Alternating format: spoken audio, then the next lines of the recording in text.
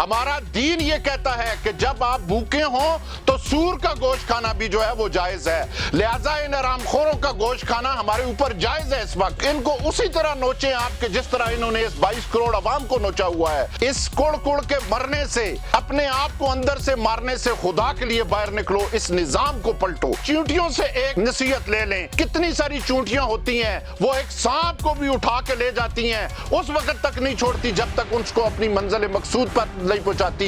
ये आपके ऊपर जो सांप मुसल्लत हैं, इनके खिलाफ आपको मैदान अमल में निकलना पड़ेगा। हमसे तो श्रीलंका वाले लोग अच्छे हैं कि उन्होंने इन्हें बाहर निकाल कर इनको वो मारा और पीटा है कि मैं कहता हूं मजा आ गया। मुल्क के अंदर जो महंगाई का तूफान बपा है, आम आदमी का जीना मुश्किल हो गया है। डॉलर आप देखें कहां पे चला गया, पेट्रोल कहां पे चला गया, आटा कहां पे है, डाल्टा कहां पे है।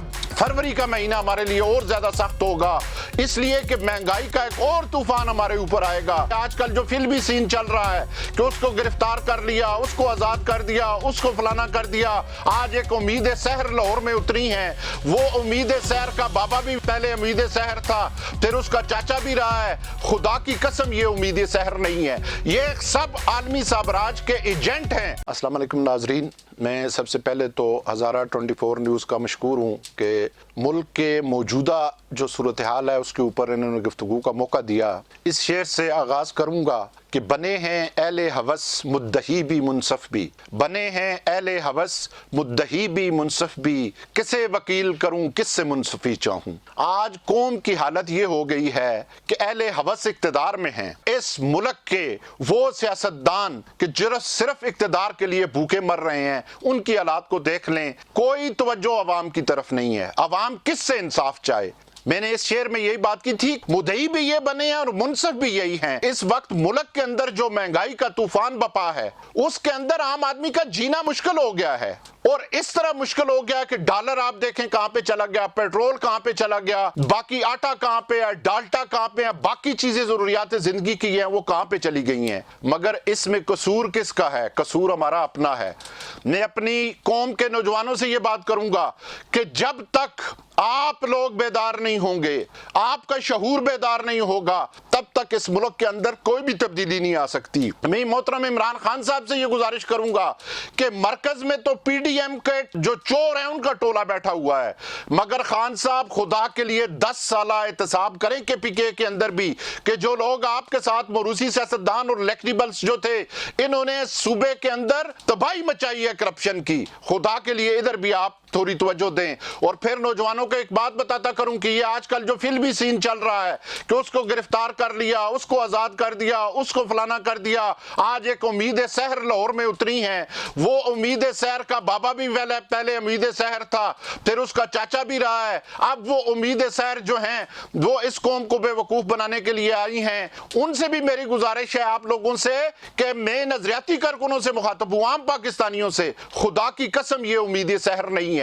ये सब आलमी साम्राज्य के एजेंट हैं। जब तक आप इनके खिलाफ मुत्तहिद नहीं होंगे तो कभी भी आके नहीं जा सकते। आजकल मीडिया पे एक पोस्ट बड़ी तेजी से चल रही है जिसमें ये बात कही गई है कि शेर जंगल में काट पड़ गया और शेर ने बकरी को कहा कि आप 2 दफा नहीं 3 दफा दूध दें। तो आगे से बकरी ने कहा कि बादशाह सलामत, हम भी सारी जिंदगी कुर्बानी देते रहेंगे, आप भी कुर्बानी दे। तो शेर ने कहा कि कुर्बानी हलाल जानवर की लगती है, आराम की नहीं लगती। मगर मैं यहां पे ये कहता हूं कि जब कौम भूखी मरे, हमारा दीन ये कहता है कि जब आप भूखे हों तो सूर का गोश्त खाना भी जो है वो जायज है, लिहाजा इन हरामखोरों का गोश्त खाना हमारे ऊपर जायज है। इस वक्त इनको उसी तरह नोचें आप कि जिस तरह इन्होंने इस 22 करोड़ अवाम को नोचा हुआ है। इस मुल्क के अंदर कोई पॉलिसी नहीं। पिछले दिनों मेरे कायद के बेटे डॉक्टर हसन मोइनुद्दीन ने पॉलिसी दी है कि 15 से 20 साल के लिए इकोनॉमिक्स पॉलिसी का ऐलान किया जाए जो गवर्नमेंट के जेरे ताबे ना हो।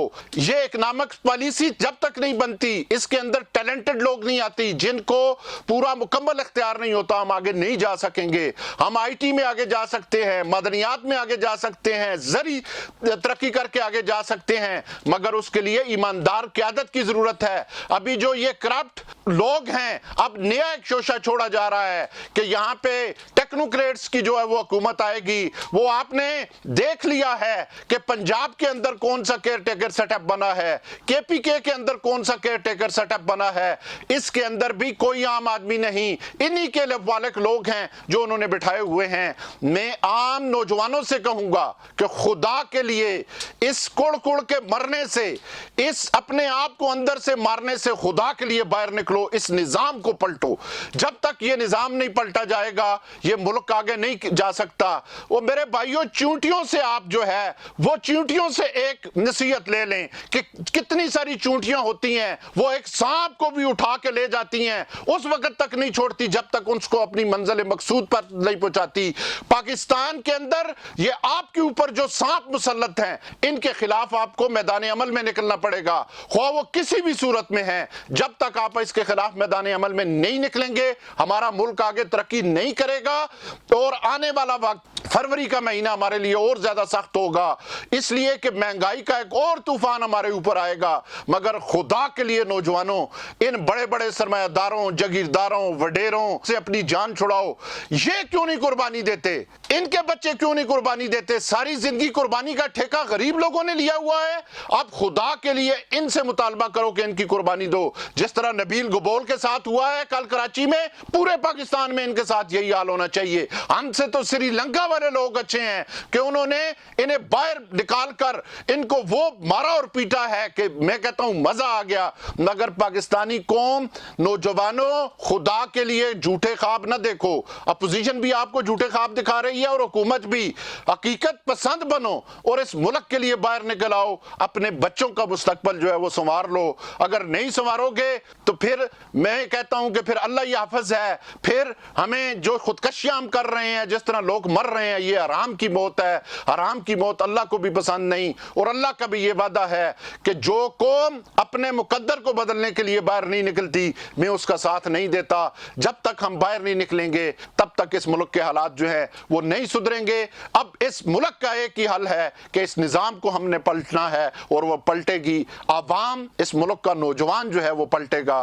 میری نوجوانوں سے یہ گزارش ہے کہ ان لوگوں کے جانسے میں نہ آئیں. اقبال کے اس شعر سے ختم کروں گا کہ خدا بندہ تیرے یہ سادہ دل بندے کدھر جائیں, خدا بندہ تیرے یہ سادہ دل بندے کدھر جائیں, کہ سلطانی بھی عیاری ہیں درویشی بھی عیاری. والسلام.